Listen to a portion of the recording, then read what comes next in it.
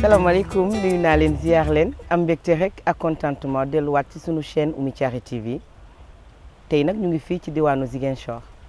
capitale du sud may ànd ak samay naataango ñoo xamante ne ñoom ñoo nekk fii ci wàllu commune bi di ko gérer à ma gauche monsieur Aliou Sakho mi nga xamante ne adjoint au maire la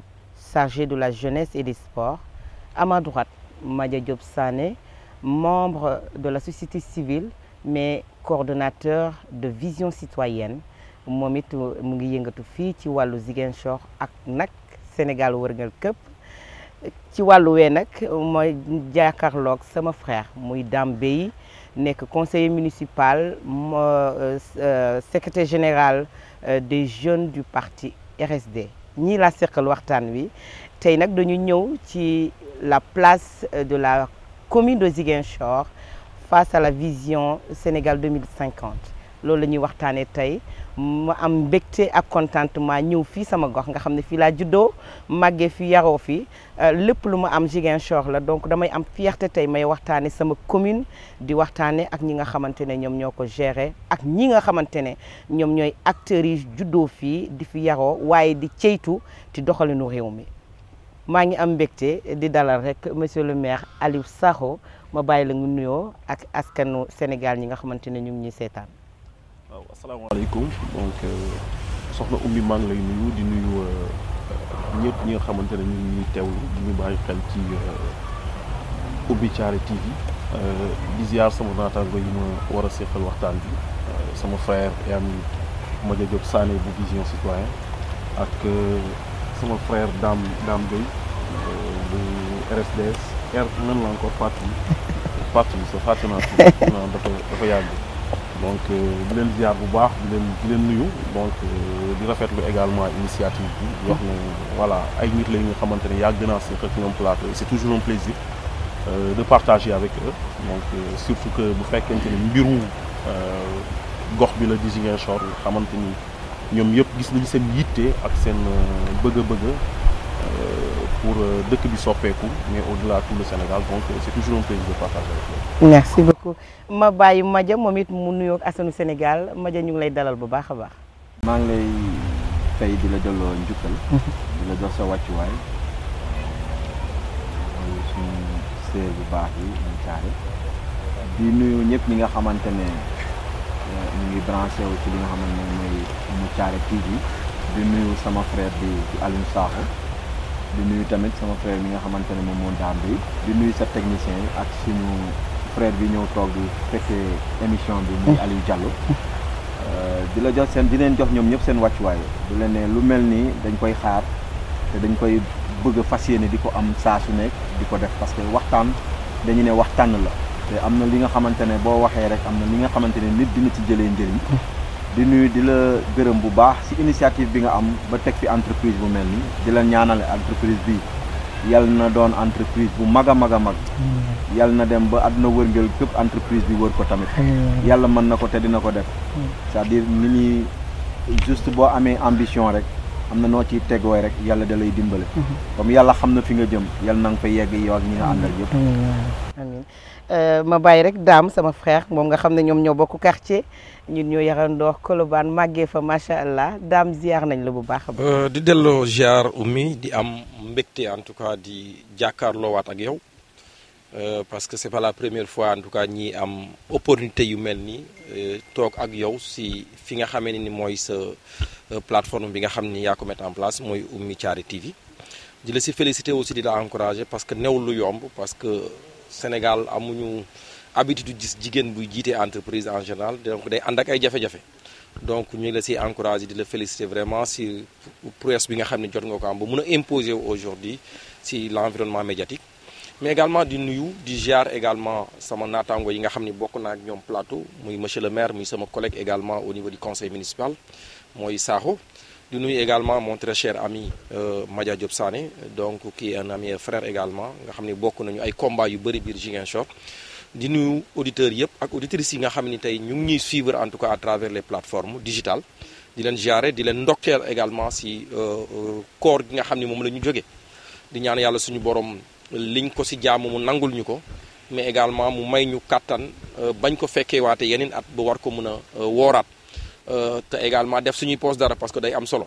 parce que poos bu deful dara moom day xaw a jafe koor gi day xaw a métti parce que ñu mel ni ñoom Sakho moom ay ndog yu baax la ñuy am parce que pouvoir bi fu mu nekk nii moom am na solo lool si ñoom fu mu nekk nii mais également di nuyu également ñi nga xam ne ni ñoom ñoo ñuy permettre ba fu waay mën a nekk si Sénégal man ñu suivre donc ma leen nuyu di leen ziar di leen delloo seen wàccuwaay. merci beaucoup ma am mbégte nag tey ñuy waxtaanee la vision Sénégal 2050 ndax nag ñi nga xamante ne ñoom ñoo ñu jiite muy nguur gi nga xamante ne toog na daanaka ñu ngi ci at bi nguur gi toogee léegi Sakho nag bokk ci équipe municipale bi nga xam ne ñoo jiite mairie de Ziguinchor tey monsieur Sakho boo ñu doon wax tey le rôle bi nga xamante ne la mairie de Ziguinchor war na ko jouer pour la réalisation de ce projet mooy Sénégal 2050 ban rôle la mairie de Ziguinchor wala jouer pour ñu mën a yegg ci réalisation yooyu. waaw donc di rafetlu laaj bi donc soo xoolee li nga wax moom mooy mbiru plan Sénégal émergent plan Sénégal 2050 Sénégal émergent moom je pense que moom fu mu ñu yóbbu ñun ñëpp xam nañ ko tey soo gisee ñuy wax plan Sénégal 2050 c'est parce que émergence bi daanaka leneen lañ jural mooy ay bor yi dul jeex di wax ne lu ñuy rafetlu la muy lu am solo ñi nga xamante ne tey moom ñoom la yàlla teg ci bopp réew mi muy ay xalaat ak ay doxalin ak gestu bu ñu def ngir mën a am fu ñu jëlee réew mi am fu ñu ko yóbbu donc ñu réfléchir ci yooyu yëpp nga wax ne lan mooy rôlu collectivité locale bu mel ni mairie Ziguinchor ci wàllu réalisation plan Sénégal émergent boobu damay wax ne li yeneen collectivité locale yi war a def ngir jëmmal loolu ñu nit loolu la ñu war a def mais également li nga xamante ne moom la état war a warloo ak collectivité yooyu loolu la war a def également ak mairie bu Ziguinchor maintenant c'est à nous d'adapter les politiques publiques yi nga xamante ne dañ koy def dans le cadre de la mairie pour mu dugg en droite ligne ak li nga xamante ne moom mooy le plan Sénégal 2050. Maintenant li jar a bàyyi xel mooy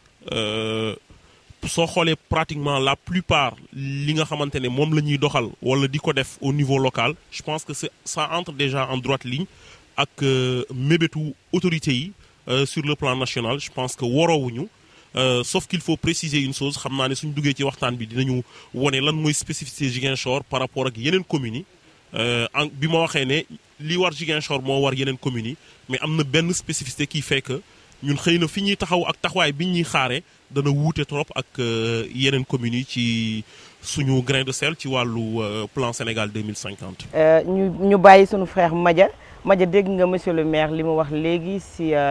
la place bi nga xamante ne la commune de Ziguinchor war na ko jouer pour la réalisation de ce projet Sénégal 2050 yow nag nga teewal fii la société civile ñu yàgg laa gis sur le terrain nga yàgg xeex nekk la voix des sans voix di xeexal askan wi à chaque fois bi ñuy toogee ba léegi daanaka bi ñu jëmmalee projet bi nga xamante ne mooy Sénégal 2050 est-ce que doxalinu mairie de Ziguinchor méngoo na ak plan boobu nga xamante ne moom mooy projet bi. merci beaucoup ma sœur Thiaré je pense que tey su ñuy wax ci plan Sénégal horizon 2050 daf ci am ay axes majeurs yi nga xamante ne buñ koy lancé axes yooyu lañ ci lancé te axes yooyu boo ko xoolee transparence am na ci innovation am na ci capital humain am na ci industrialisation am na ci mu am pàcc yi nga xamante ne xëy na bu ñuy wax capital humain da ci bokk li nga xamante ne dans les 9 domaines de compétence yi nga xam mooy municipalités yi surtout dans le côté éducatif parce que éducation dafa am valeur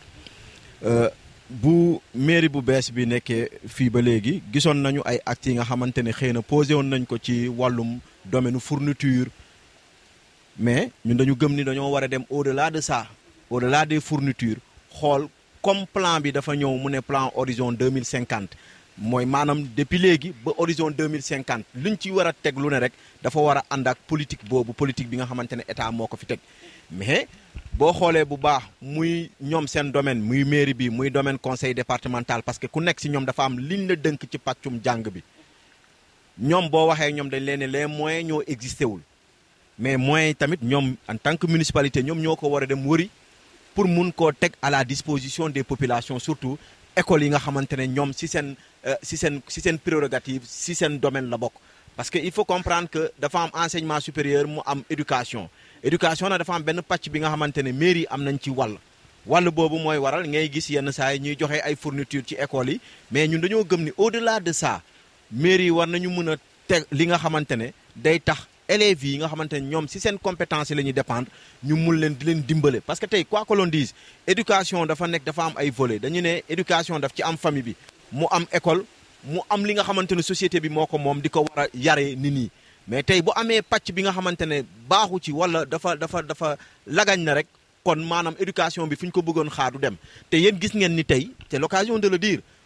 ñun Ziguinchor am na lu ñu xamee woon ci cadre jàng doo gis xale bi nga xamante ne ab taux d'abandon scolaire bi dafa bëri ba nga xamante ne tey ñoom Aliou Sakho dañ leen ciy interpeller autant que ñun acteurs de la société civile ku nekk mu béy si say waar pour taux d'abandon scolaire bi nga xamante ne dafa élevé ñu xool nan la ñuy mën a def parce que il faut changer de paradigme Sénégal lu ñu doon doxee boobu ba léegi loolu la ñuy doxalee ba léegi te ñii bu ñuy ñëw au pouvoir dañoo wax rupture mais comme ñu ngi si 1 an moo tax ñu xaaw a am benn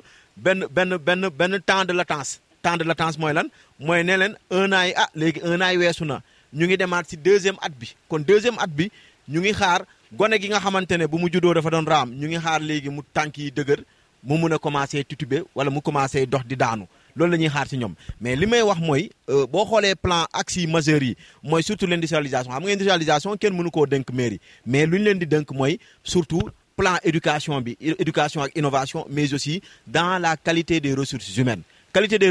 ku ko wax mooy da ngay commencer tuuti parce que xam nga Sénégal lu ñu suñu problème mooy dañuy ne changer ñu ne lan la ñu bëgg a changer ñu ne màgget yi la ñu bëgg a changer tubaab day ne ni vouloir changer un vieillard c'est comme vouloir écrire sur la surface de l'eau mënta nekk mais ñoom ñoo yor pàcc boobu nga xamante ne tey jii c'est l'occasion de le dire ku bëgg a changer dara da ngay commencer dès tuuti tànk yi fu ñu nekkee ay tuuti tànk yooyu noonu ñoom lañ leen dënk boo xoolee bu baax préscolaire yi la mu nekk école primaire yi ñoom lañ ko dënk foofu bu ñu bëggee changement ñoom seen pàcc am nañ ci pàcc bu rëy te pàcc bu rëy boobu mooy ut ay partenaires yi nga xamante ne dañ la ciy dimbale mais comme partenariat bi tamit da ngay dem ba ci biir nga gis ni ku lay dimbale moom moo lay joxañal fi nga jëm ñoom nag dañoo war a préparer wu pour ñoom tamit ñi am seen propre ressource parce que tey gis nañ fi bu USAID génnee loxoom ci lu bëri gis nañ Sénégal loxo daa dar gémmiñ mais ñoom nañu fexe ba am li nga xamante ne si ñoom lay jógee encore une fois de plus di wax ni Ziguinchor boo xoolee suñu commune bi lu mu waroon recouvrer mënu koo recouvrer ba léegi pourquoi parce que ñoom xëy na am na li nga xamante ne daf leen réeree mbir seen taux de recouvrement fu ñu ko war a xaaree du ay budget wu 5 milliards wala 5 milliards 500 Ziguinchor nu ñu ko gisee war na mën a raw loolu bu rawee loolu ñoom dinañ am ay ressources financières yi nga xamante ne dina leen permettre au delà de écoles yi ñuy jox ay fournitures mais ñu dimbale leen pourquoi pas pour que renforcement muy am renforcement de capacité renforcement yi nga xamante ne moom la ñuy parce que xale mu jàng rek ñibbi këram non nañu xool nan la ñuy mën a def pour di renforcer élèves yi ci seen biir école yi parce que loolu pàcc la bi nga xamante ne ci plan Sénégal horizon 2050 dans le volet éducatif ñoom xam nañ ci ñoom ci la bokk waaw. Dame yow nag ñu xàmmee la nekk opposant farouche à Ousmane Sonko suñu premier ministre bi yàgg nga ko attaqué bi mu toogee ba léegi tey nag Ousmane Sonko nekkul maire mu am ki ko remplacé ci mairie de Ziguinchor yow nga nekk conseiller nan nga gisalee doxin bi ak l'ancienne équipe mais am na benn volet boo xamante ne ñu ngi koy laam-laame population bi bëgg cee am lu leer ñëpp ngi naan Ziguinchor doxul xaalis amul yëf yi dafa taxaw mais yéen chaque année ngeen voté budget bëgg nañu xam exactement lan moo nekk ci mairie de Ziguinchor. waaw mim fu may commencé sama tontu mooy xaalis am na parce que soo amee bi commune bu mel ni Ziguinchor nga yóbbu budget bi ne woon 3 milliards nga yóbbu ko ba 5 milliards chaque année daanaka nga am lu toll si lu ëpp si 3 milliards yoo xam ne di nga ko jël yoo mënul utiliser yóbbuwaat ko si beneen budget bi kon xam nga ni xaalis am na xëy na naka lañ koy utiliser loolu moo posé problème au niveau de la mairie de Ziguinchor. non comprendre ma Ziguinchor dafa am budget boo xam ne dañ koy delloo. waaw xam nga Ousmane bu muy ñëw à la tête de la mairie de Ziguinchor dafa fekk Balde mi ngi bàyyi woon Abdoulaye Balde mi ngi bàyyi woon budget u mairie Ziguinchor pratiquement si 3 milliards. yàlla dogal na moom bu mu ñëwee mu yóbbu ko ak maninom ba yóbbu ko ba pratiquement 5 milliards. mais si 5 milliards yooyu soo xoolee si lu tax mu egg 5 milliards c'est parce que dafa am xaalis boo xamee ne nii dafa am benn programme bu état wu Sénégal amoon ñi koy wooyee PACASEN. PACASEN programme la boo xam ne ni son excellence le président Macky Sall daf ko initié woon xamoon ni communes yi amuñu doole kon communes yi amuñu doole te am na en terme d'infrastructure day baax état central war leen jàppale mu am programme boo xam ne dañ ko jagle woon les communes Ziguinchor bokk si nga xam ne at bu nekk commune Ziguinchor day am lu toll si milliard boo xam ne am na ko d'abord si gafam boo xam ne am na ko ba pare dugg ba pare maintenant si milliard boobu dafa am leneen lu si topp mooy lu ñu doon ay bonus de performance maanaam dafa am ay domaines yoo xam ne ni suñ si nattee mairie bi dañuy gis ni par rapport ak li nga xam ne ay conditions la PACASEN tegoon na ko saa yu ko respecté rek am na luñ ko compal bonus dugal ko si comme ni ñuy waxee tey soo jëndee crédit 1000 francs nga am bonus 100% wala nga am bonus 50% loolu soo ko daan calculer da daan tax pratiquement dinañu jege daanaka 2 milliards. loolu bu Ousmane ñëwee à la tête de la mairie de Ziguinchor premier atome dafa fekk premier budget bi nga xamee ne ni Balde moo ko voté mais moom bu mu ñëwee premier conseil municipal daf ñu laajoon mun nañu nañ ko autoriser mu taxawal contrat yi nga xam ne ñoom ñoo ne woon biir Ziguinchor si ay axes yoo xam ne ni l'ancienne équipe jëloon nañ ko moom mu jéem a xool na bokk na si ay priorité am su si bokkul mu jéem ko réadapté pour mu bokk si ay priorité donc at boobu dañu toog pratiquement tout le programme bi nga xam ne ni PACASEN amoon na ko biir Ziguinchor daanaka dafa taxaw donc mu nekk si 1 milliard yu tegal léegi moom soo ñëwee si année moom bi nga xam ni moom wala commencé ak budget am sooy voté budget bi da ngay jël la nga xamee ne ni moom yekkale na ko si at bële ak atu Balde bi maanaam 1 milliard yi tegal daanaka 2 milliards la nga yóbbu ko maintenant si at bi nga xamee ne ni moom la commencé waaw mooy 3 milliards yooyu xam nga soo ko fa tegee daanaka day nekk 5 milliards loolu moo tax soo déggee programme mu budget wu Ziguinchor 5 milliards yi daanaka 2 milliards yëpp xaalisu PACASEN la ñaari milliards yëpp si programme PACASEN lay jóge waaye bu ñu si ñëwee ak moom bu mu commencé ak moom lu ñu gis mooy pratiquement tous les projets et programmes yu nekk woon biir Ziguinchor dafa taxaw donc mun nañu résumer ni ñetti at yi maanaam 1 an et 2 ans et demi yëpp soo xoolee commune Ziguinchor dafa lajj maanaam dara yëngatuwul parce que on avait un maire qui n'était pas à Ziguinchor on avait un maire également qui n'avait pas commune Ziguinchor période boobu newuloon priorité am parce que lu doonoon priorité mooy naka la war a def pour nekk président de la République du Sénégal loolu moo ne woon priorité am loolu nag mu def Ziguinchor lépp loo xam ni projet la woon nga xam ne c'était dans le cadre de PACASEN dafa taxawoon dafa amoon ay retard am ay changement d'orientation yu si am mu tax nag ñiy def cumul chaque année moo am xaalis boo xam day teg moo tax chaque fois su ñëwee n plus soo ñëwee n maanaam at bu ñu nekk daanaka dinañu desal lu ëpp ñetti milliards war ko yóbbu daanaka si beneen at bi soo jëlee l'année 2024 bu ñu jógee l'année 2024 bu ñu nekk nii bu ñu jógee nii am nañu reportu budget wu pratiquement 3 milliards yu tegal yoo xam ne dafa jóge si année 2022 yoo xam ne dañ ko waroon a consommer 2022 mënuñu ko consommer 2022 ñu yóbbu ko 2024 moo tax dama di wax ni sama dernière intervention conseil municipal dama ne woon ñun lu caractériser suñu gestion à la tête parce que suñu gestion la parce que dama si bokk mais dama ne lu ko caractériser mooy report budget au moment où la ville de Ziguinchor est toutes tes priorités yéen a ko wax ville Ziguinchor foo dem yaa ngi gis ay problème am na maanaam soo jëlee infrastructure routière am nañ si problème éclairage bi amoon na ay problème même su fekkee am na ay jéego yoo xam ne ñu ngi koy def dinañ si ñëw yooyu yëpp dafa amoon ay retard yoo xam ne dafa am retard yooyu su amee nag mënuñu ko régler ngay def chaque année ngay def report pratiquement 3 milliards dafay jaaxal nit ñi année 2025 bu ñu nekk nii suñu xoolee li nga xam ne dinañ ko def report dina jege 4 milliards parce que daaw bu ñu voté budget bi mu nekk 5 milliards ñi def report 3 milliards mu nekk 8 milliards daanaka egg nañ sa 8 milliards et quelques dans les 8 milliards et quelques bu ñuy dem 31 décembre bu ñu génn nii daanaka ñi ngi si toll woon si 4 milliards yoo xam ne moom lañ jot a consommé kon daanaka desoon na pratiquement 4 milliards yoo xam ni normalement dinañ ko war a dugal encore si budget wu 2025 bu ñu nekk nii parce que report budget la nekk parce que aussi la mairie de Ziguinchor était entre les mains de quelqu'un qui n'avait pas vraiment le temps de pouvoir gérer la commune de Ziguinchor noo ko waxee nag y a eu un changement le changement mooy y a un nouveau maire qui est arrivé parce que bu ñu nommé Ousmane en tant que mu nekk premier ministre du Sénégal dafa démissionner à la tête de la mairie de Ziguinchor mu am ku mu ko jox muy suñu frère koo xam ne ni il est un habitant de mon quartier également et il est en train de faire des efforts pour pouvoir relancer maintenant la machine maintenant nag lu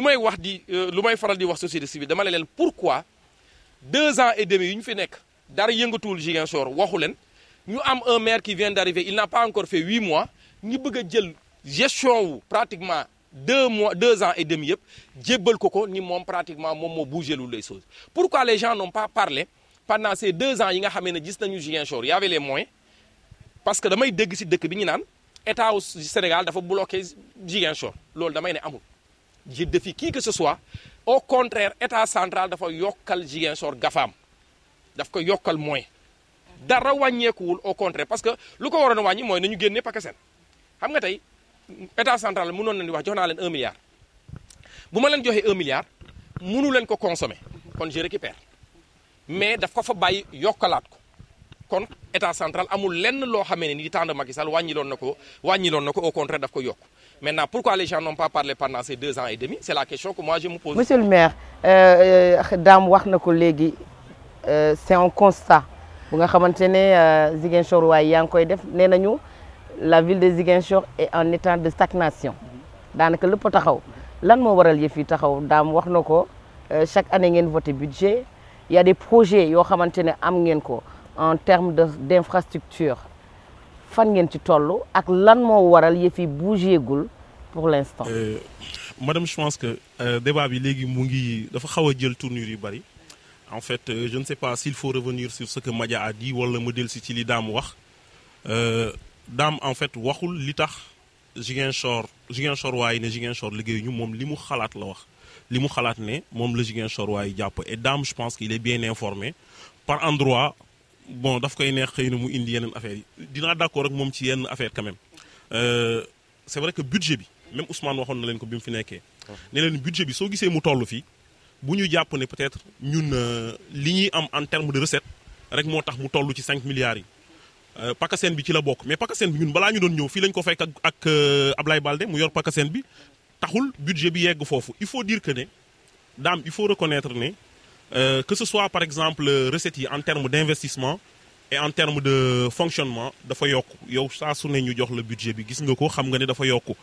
et quand Dame également me dit que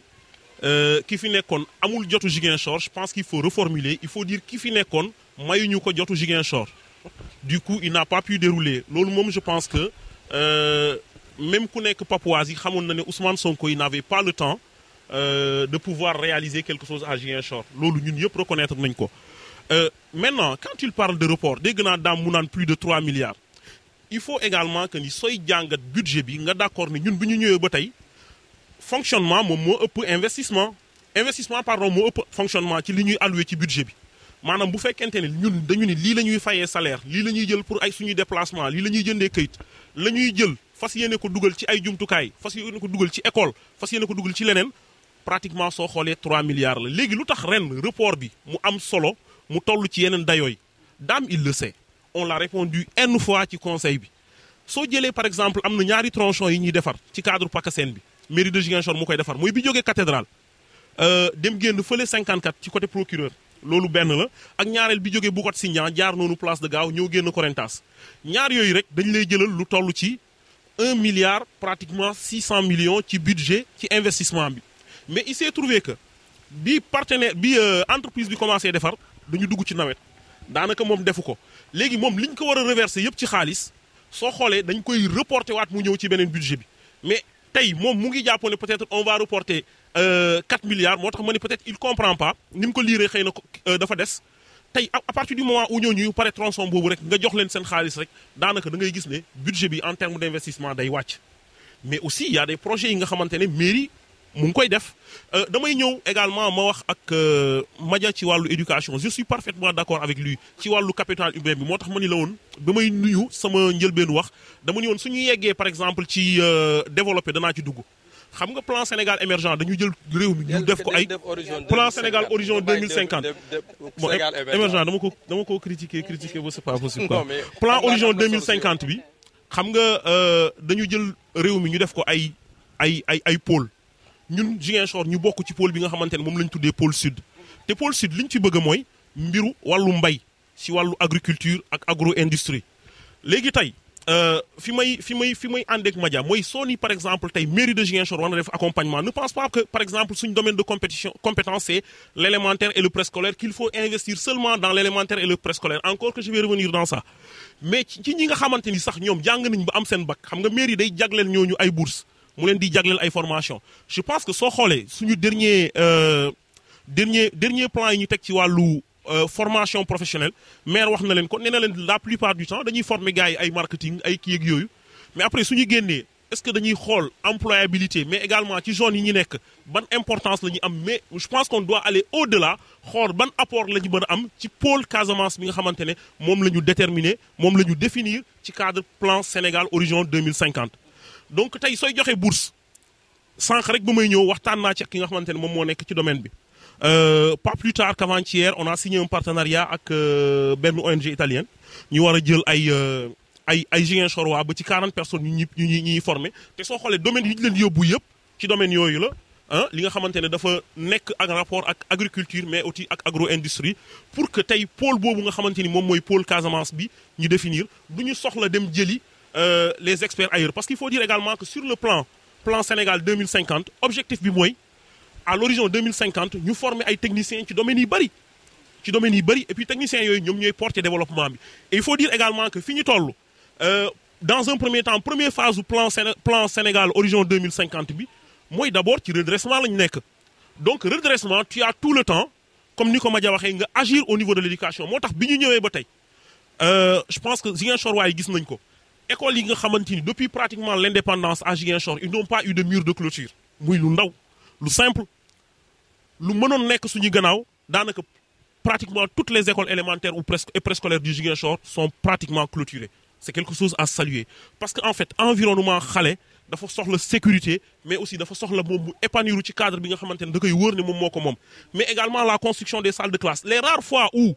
ñu am benn retard ci wàllu salle de classe yi c'est pas imputable à la mairie mais plutôt aux entreprises aux entrepreneurs parce que da ngay gis ne dañuy yéex te alors que soo naree jël contrat bi nga résilier ko nga lancer waat beneen appel d'offres ça peut te prendre beaucoup de temps et tu te dis tout le temps que peut-être que le mois prochain il le fera donc parfois duñ koy def yooyu également pour les récalcitrants je pense que gars yi lancé nañ leen ñoom yëpp ay mise en demeure pour que ñu taxaw ci jeexal li nga xamante ne moom mooy chantier yooyu donc suñu toppee rythme boobu da ngay gis ne au niveau de l'élémentaire ñu ngi clôturer écoles yi ñu ngi tabax ay salles de classe mais aussi li ñu doon joxe ci fourniture daanaka dañ ko ful li ñu doon joxe ci fourniture ça également il faut revenir là-dessus ñu ngi joxe ay fournitures yu am solo et ça c'est les directeurs d'école ñoom ñoo ko témoigner ne li ñu doon jot léegi la ñuy jot moom moo ëpp mais également dañ ko orienté ci domaine bi nga xamante ne moom lañ gën a bëgg ci par exemple jox leen ay rames de papier xool exactement ni école bi doxee li nga xamante ne avec le curriculum comment est-ce que les gens prennent en charge les enfants du point de vue éducatif yan intrant la ñu soxla yan matériel la ñu soxla je pense que mairie bi mu ngi bàyyi xel loolu di leen jox ay fournitures ci cadre boobu je pense que c'est le plus important soo formé ñi fi nekk tey plan Sénégal émergent ñu ngi fi ba instant yi ñuy egg ci impulsion wala ci accélération day fekk ñi nekk à l'élémentaire ñi nekk au niveau du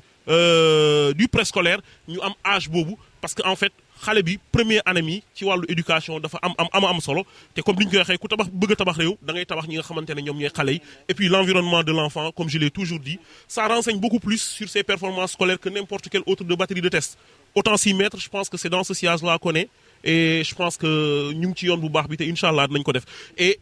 fi may daanelee peut-être Dame va dire peut-être que ne sa grand la moi je pense que ñi ma xam ne ci structure yi ma jaar man dama gëm organisation man tey soo ne kii mooy sama leader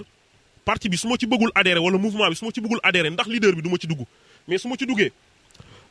benn ci xalifu islam yi Omar ibn Khattab dafay wax ne mbooloo mënul am lu dul ne dafa am liggéey mënul am lu dul ne dafa am mbooloo mu ne mbooloo dul am lu dul ne dafa am li ñuy tuddee amir mu ne mais amir mënul am lu dul ne dafa am li ñuy tuddee taa mooy ñu topp ko donc organisation boo gis noonu lay demee moo tax man quand le nouveau maire est venu j'ai pris l'engagement de le soutenir comme je l'ai fait avec l'autre si Dambé qui est de l'opposition dit que c'est notre bilan man mi nga xamante ne man maa bokk ak moom parti ma nekk adjoint man su ma niwul c'est mon bilan c'est que je suis hypocrite donc c'est notre bilan comme xam naa ne au moment de rendre compte je serai comptable de ce bilan là moo tax ñun on l'a défendu et je crois fermement qu'il va réussir parce que je le connais autant Ousmane amuloon jot moom am na jot mais c'est un travailleur di wax Ziguinchor waaye nañu muñ incha allah li ñu gis d'abord ci ay jéego ci wàllu éclairage ci wàllu yi ma wax nii ak yeneen des fois aussi gars yi dañuy confondre nga gis ku dugal benn vidéo gis naa benn waay bu dugal benn vidéo nee na garabu diabète dafa manqué diabète la wax xaw ma lan dafa manqué Ziguinchor mu ne monsieur le maire war na ci wax quand je l'ai pris automatiquement dama ko yónnee monsieur le maire ma ne ko wax ci ko mais en fait il faut gars yi xam lan moo nekk ñun suñu domaine ak lan moo nekkul suñu domaine encore que yoon yi yàqu Ziguinchor pour la plupart du temps c'est des routes classées wala ay routes nationales yi nga xamante ne bokkul ci compétence u mairie. Tout même si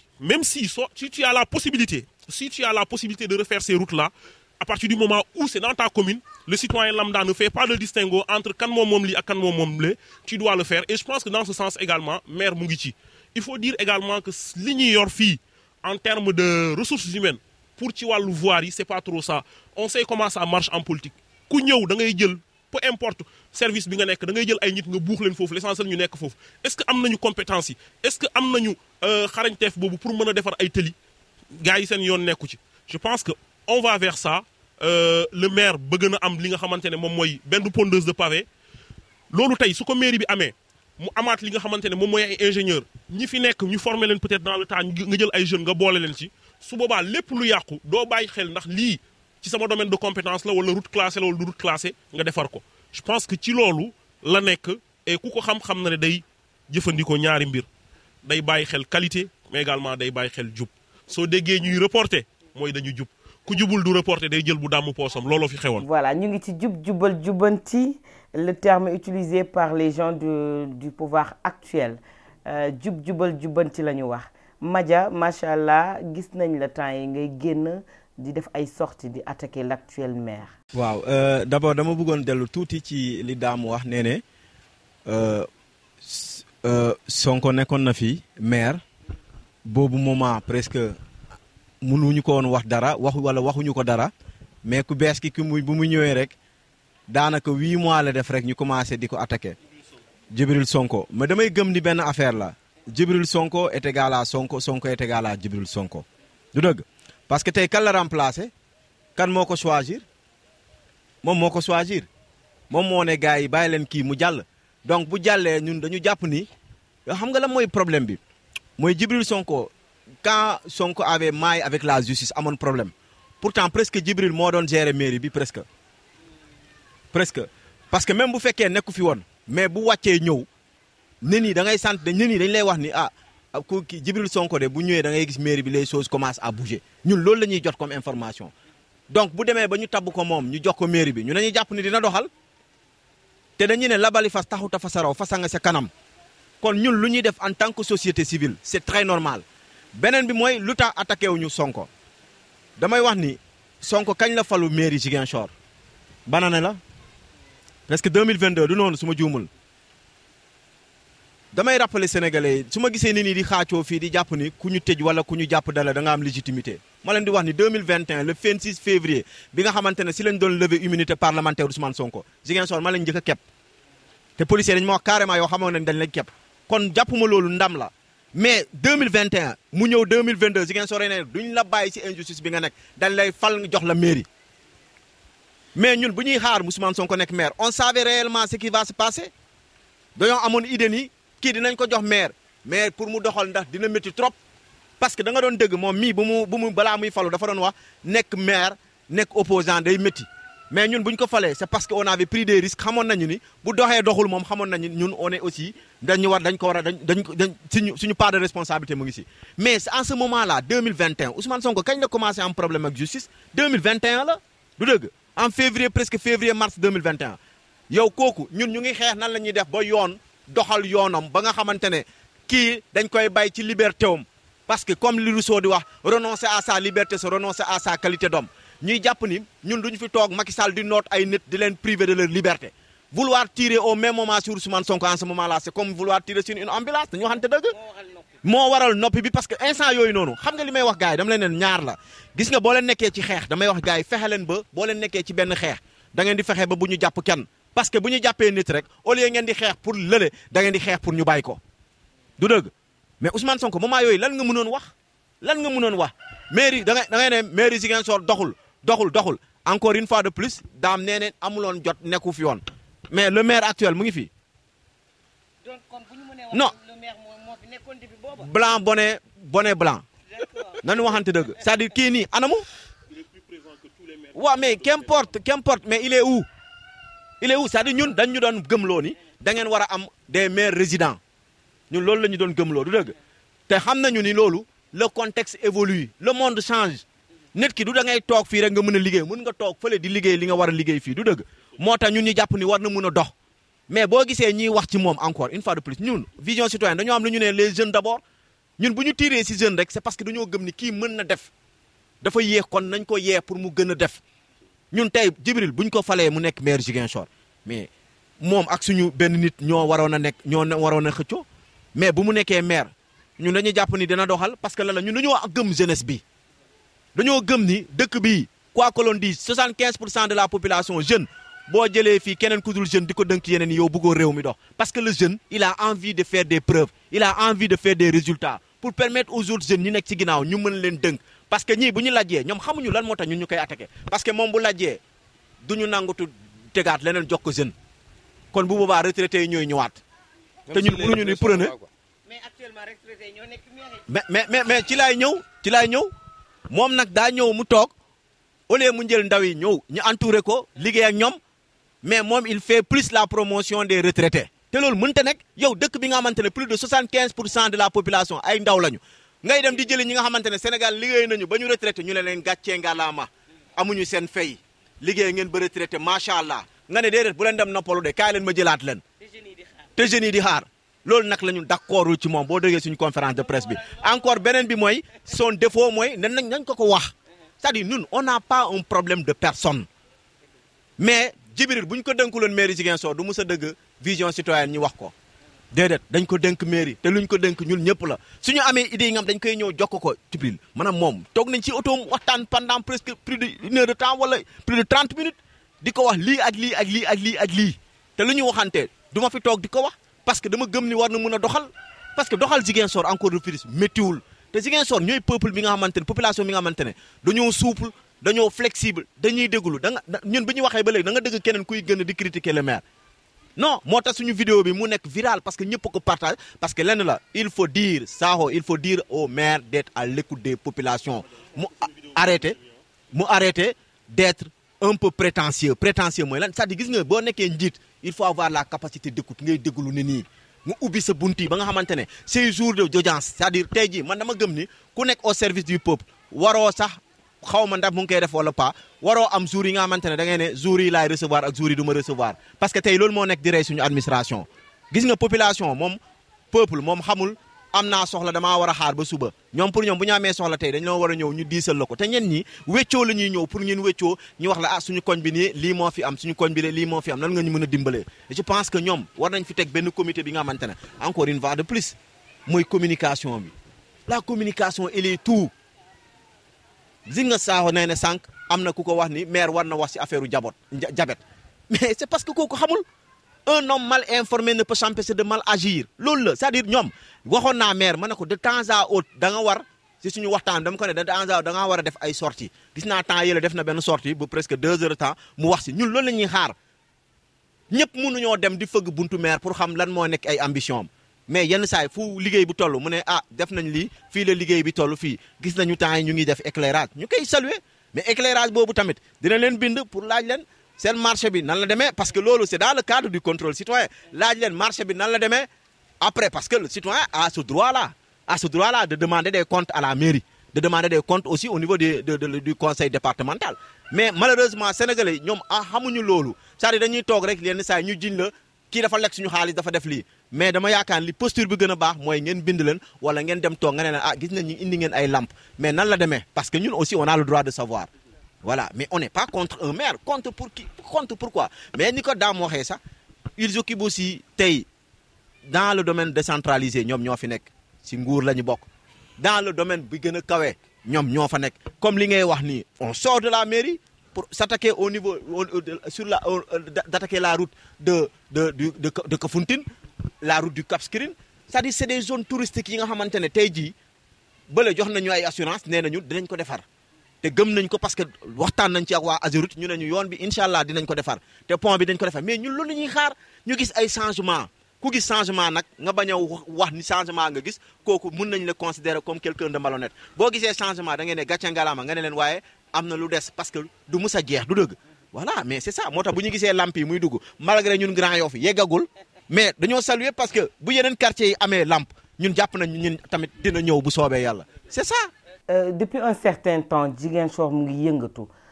ci wàllu déchet mooy wàllu mbalit mi yow daam nga nekk conseiller municipal bokk ci membre yi nga xamante ne ñoom ñooy nekk ci mairie de Ziguinchor lan moo xew ndax coow li bari na ñuy wax ne Ziguinchor amatul suuf amatuñu fu ñu tuur mbalit bi ba ñu koy jéggi di ko yóbbu fële nga xamante ne moom mooy Tobor mu jur nag coow lu bari mën nga ñu wax lan moo xew exactement. monsieur le maire moo waroon a tontu na question boobu effectivement balaa may ñëw par rapport à cette question je voudrais repréciser ce que Sakho disait tout à l'heure monsieur le maire quand je disais que le budget de Ziguinchor budget primitif bi c'est 5 millions c'est 3 milliards def nañ effort ba mu dem à 5 milliards je l'ai dit def nañ ay effort mais wax naa lu waral mu jóge 3 milliards jóge dem 5 milliards parce que première année bu Ousmane Sonko ñëw à la tête de la mairie de Ziguinchor budget bu mu fa fekk du budget maanaam voté wu ko daf ko doxal bu mu ñëwee dafa am ay projets yu mu suspendre vous avez vu voirie Ziguinchor bu ngeen gis ni yëpp mais du voirie Ousmane Sonko du voirie Djibril voirie la boo xamee ne ni c'est un projet ficelé boo xamee ne appel d'offres yi marché yëpp gagné woon nañ ko di temps de Abdoulaye Baldé normalement heure bu ñu toll nii waroon na fekk phase boobu jeex na takk ba ñu jublu si leneen c'est parce que on a eu des retards pendant 2 ans et demi loolu moo tax loolu jeexul te premier retard bu ko njëkk andi mooy monsieur le maire yaa ngi fàttaliku Ousmane ba mu ñëwee à la tête de la mairie dafa demandé woon première session mu ne nañu ko may ñu votel ko mu suspendre tout ce qui était projet pour mu xool ndax bokk na ci orientation mi yu ñu war a xoolaat yu ñu parce que dafa yéex yu mel noonu xaaral may ma ñëw dama koy répéter rek dama la koy répéter donc soo ñëwee année boobu defuloo ko xaalis boobu soo ko jëlee nga yóbbu ko ci 2024 bi 2023 bi mais naturellement day dem 5 milliards soo amee 2 milliards yoo waroon a consommer comme nu mu ko waxee léegi nii ci budget d'investissement mënuloo ko def soo ko yóbbee ci beneen année bi day nekk 5 milliards day bëri loolu laa wax te lu mu wax c'est vrai que on a renversé maanaam nee nañu aujourd'hui le budget d'investissement moo gën a ëpp budget réalisation budget de comment on appelle de fonctionnement mais paradoxe bi mooy lan année bu ñu jógee nii taux d'investissement xam nga au niveau de la mairie de Ziguinchor ñaata 8% la sur 4 milliards et quelques 8% lañ ci consommé 4 milliards et quelques la soo jëlee lële nga dugal ko ci lépp day nekk 4 milliards Madial je parle chiffre boobu. le budget annuel investissement.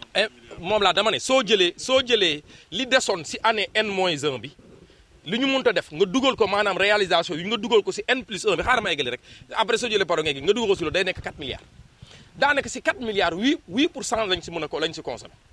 si au moment où on a renversé la tendance dit que lu ñu jagleel investissement moo ëpp mais c'est là où le bas blesse fi nga xamee ne dañu renverser d'accord l'argent est disponible mais mettons accélérons les cadences bi pour mu dem waxuma dama ko amputer ak ku fi nekk dama ne globalement parce que aussi damay dégg ñu ne le maire n'était pas là dafa jàppoon mais c'est une équipe ça aussi il faut Madia aussi ñu d'accord ni le maire n'est qu'un élément moom dafay c'est-à-dire day coordonner mais il a une équipe si l'équipe elle est bien choisie elle est bonne quand le maire n'est pas là les choses vont fonctionner du dëgg mais l'ensemble des maires qu'on a yu ñu fi jot a jàll amul benn maire bu fi newoon Ziguinchor la plupart c'est les adjoints au maire qui géraient les affaires courantes et pourtant les choses avançaient mais qu'est-ce qui empêche aujourd'hui avec le gouvernement de Pastef avec leur ñoom pendant année yu ñu tardé lan moo empêché commune bi mu dox c'est parce que aussi il faut dire la vérité mooy entre ñoom tamit guéguerre moo fa nekk xeex moo fa nekk parce que su fekkee Ousmane la ñëpp reconnaître comme leader si Ousmane n'est pas là personne ne dirige l'autre mais ça pose problème mais su ñu amee commune boo xam ne yow la première adjoint au maire bu mu fiy nekk yow xam nga ko mënoo ko xam kenn xamu ko jibi c'était xam nga dañuy jël yëpp ñu teg ko si moom c'est parfois les gens disent que dama koy défendre ce n'est même pas ça quand il est chargé des finances moom moo chargé des finances loolu chargé du temps de Sonko uniquement des finances mais où sont les autres adjoints au maire où sont les autres prérogatives mais Ousmane n'est pas là la mairie doit pouvoir fonctionner mais si la mairie ne fonctionne pas parce que on n'a pas bien choisi équipe la donc loolu mooy suñu problème guéguerre bu nekk au niveau de la commune de Ziguinchor nañ ko wax te dee mais Pastef ñoom ñooy seen propre opposant kenn bëggul moromam dem ku nekk yaa ngi jéem a daggal laa fu kële pour bañ a dem mais au détriment des populations ñun lu ñu waroon a bénéficier wu kenn bénéficier ku nekk yaa ngi xool kan ngay cox pour mu wax kan ngay def lii pour mu wax et cetera pour mu dem. ba ci problème mu mbalit. oui mais effectivement yow yaa ñu gën a suivre mbalit bi yow wóor na la ni mbalit bi ñu si bokk sa yaa Pastef lañu bokk Pourtant ce qu'on dit dans cette affaire là c'est pas vrai. Hier je disais à la bu ñu dem session waxoon naa ma ne leen problème bu ñu am comme Madiane mu koy on a un problème au niveau de la communication parce que ce que ñun les conseils on n'est même pas en mesure de savoir réellement ce qui se passe mais comment la population va savoir lu fa xew foofu laa ne wax naa ko sa kanam dégg nga ko keroog bu may poser question parce que lu xew mooy lan suñu premier dépôt parce que dañuy xam ni avec Ziguinchor dafa étouffé tey Ziguinchor en termes de superficie amatuñu dara terre amatuñu dara daanaka maintenant l'acte 3 de la décentralisation moom moo waroon a permettre Ziguinchor mu amoon 2 kilomètres allant vers comment on appelle Brin mu am 2 kilomètres allant vers Djibélor Plafkounda mooy soo demee jaabir dugg si biir malheureusement mu am ay velléités yu gars yi créé de telle sorte que finalement ça n'a pas abouti mooy maanaam am ñu soulever loo les populations de Brin de Djibélor en leur disant que su ngeen bàyyee ñu yóbbu leen Ziguinchor dañuy jël seen suuf bi comprendre nga waaw c'est ce que je dis comme ça c'est je suis d'accord waaw extension mooy 2 kilomètres yi la commune de Enampor ne non Djibélor warul dem Ziguinchor su ñoom la war a ñëw xam nga Djibélor heure bi ñuy wax ni Djibélor fait partie de la commune de Niaguis donc yooyu ñoo bloqué ñoo freiné te malheureusement comme la question foncière est une question très sensible en Casamance l'État central n'a pas voulu aller jusqu'au bout de cette décentralisation mu nekk un frein pour tey Ziguinchor am autonomie bu mu waroon am maintenant bu ñu ñëwee avec équipe bu bees bi on a cherché ba ñu am fu ñu war a mën a tuur mbalit tuur nañ fa mbalit pendant presque 2 ans et demi mais malheureusement foofu dafa tàkk bu mu tàkkee également xam ngeen mbalit fu ñu koy tuur su tàkkee yombu ta fay pratiquement nawet moo ko fay fekkaat rek pour mu fay mais sinon du fay te foofu aussi ak loo munti wax dafa fees toll na niveau boo xam ni tey pour nga sotti fa mbalit problème la mais fa ñu dem na le tooboor ba ñu dem na le d'abord comme moom carrière ba ña fa dëkk ñoom ñoo njëkk sollicité à ce que ñu ñëw tuur fa mbalit parce que ñoom dañu bëggoon a ñi remplir tey pax boobu pour ñu mun a permettre ñu mun a récupérer leur terre la mairie a commencé les démarches ñu waxtaan ak moom ba ñu d'accord nag moom par la suite il y a l'intervention aussi de la commune de Niamone mais lan la ñu gis c'est des ressorts c'est des gens yoo xam ne lu ma koy faral di wax rek damay ne Casamance suñu tardement également lu si ëpp lu ko andi moo nekk les suñu diaspora bi ngeen baal ma ummi je pense que fa nga jógee mais également diaspora bi am nañu am diaspora boo xam ne ni c'est tout leur temps c'est dans les réseaux sociaux maanaam WhatsApp c'est-à-dire ils n'investissent absolument rien dans leur localité saa yu ñu wàccee liggéey am nañ connexion bu doy rek ñi ngi toog di wax naan village bi waaw ça c'est une pollution la fi créé lii la fi créé alors que parfois tu restes 10 ans sans venir au village pugu sa bu gën a ndaw amuloo ko village ñoom ñoo porté le combat